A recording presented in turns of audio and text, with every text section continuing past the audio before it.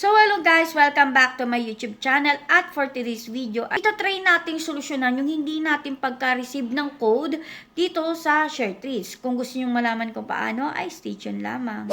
So noong January 26 ay gumawa ako ng video tungkol dun sa hindi pag-receive ng code sa ShareTrees. Kung ano ba dapat natin gawin at sa video na yon ang sinabi ko dapat ay mag-chat tayo sa seller.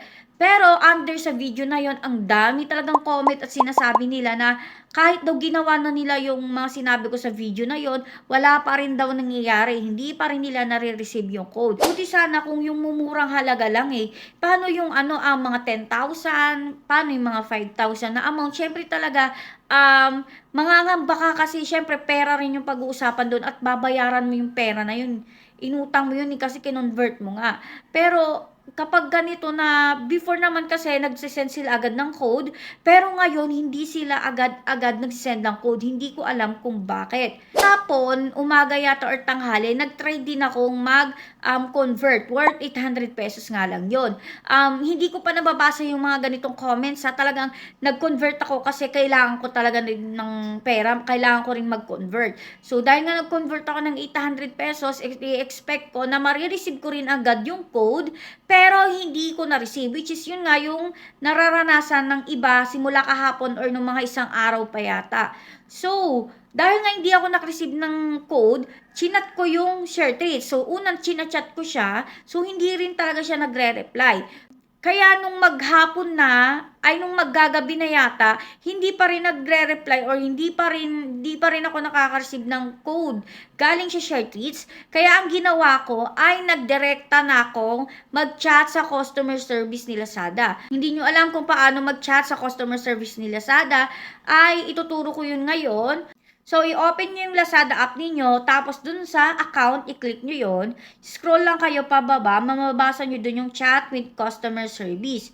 So, may isusulat pa kayo dito kasi kapag hindi nyo chinat to, ang makakausap nyo lang dito is yung si Cleo, which is yung nila, virtual assistant, na automatic lang yung reply. So, dapat ang ina-chat nyo dito, ang itatype nyo dito, ay chat with live agent. So, kapag na-click nyo na yung send, so may makikita kayong dalawang option dito, yung I am comfortable with English, which is shorter yung waiting time, kasi syempre, mas nagpo-focus yung mga tao sa Tagalog. So, ito yung isa, am unable to understand English. So, kung hindi kayo salita at nakakaintindi ng English, i-click nyo itong I'm unable to understand English. Kaso nga lang, medyo matagal dito kasi nga, Pinoy tayo eh. So, marami talagang mas pipili ng gusto nila Tagalog. Pero kung comfortable naman kayo sa English na salita at nakakaintindi kayo, click nyo na lang yung nasa unahan na option kasi mas mabilis talaga yung waiting time dito. Sabi ko nga doon sa customer service na hindi ko pa rin nare-receive yung code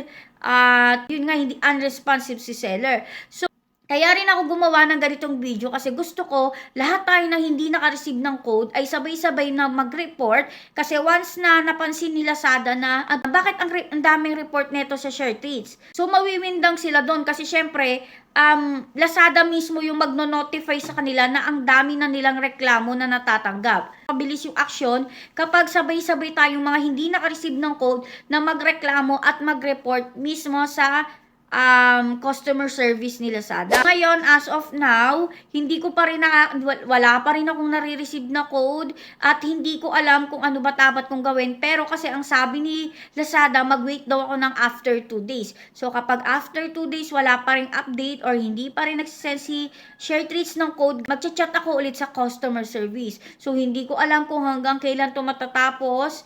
Kasi nga, syempre, ako rin mismo naka-experience kaya hindi ko rin kayo masagot kasi nga ako mismo wala pa rin akong nare-receive na code galing sa kanila. Papayo ko lang muna sa inyo kung magko-convert kayo at hindi nyo talaga maiwasan na hindi mag-convert, gamitin nyo muna yung e-voucher o yung e-gifts. Mas makakamura pa kayo kasi medyo mas mura yata ng 5 or 10 pesos si e-gift or yung giveaway voucher kaysa sa ShareTrees. Kung hindi nyo alam kung paano mag-convert, ilalagay ko yung link sa description at sa comment section para kapag bumili kayo, panoorin nyo muna kung paano mag-convert bago kayo bumili para hindi kayo mahirapan. Meron na kasi ako dong shopping list para i-click nyo na lang at madadirect na kayo sa Lazada, mismo sa e-gift or sa giveaway voucher. So, yun nga na, sana may natutunan kayo sa video na ito. Thank you for watching. Hello!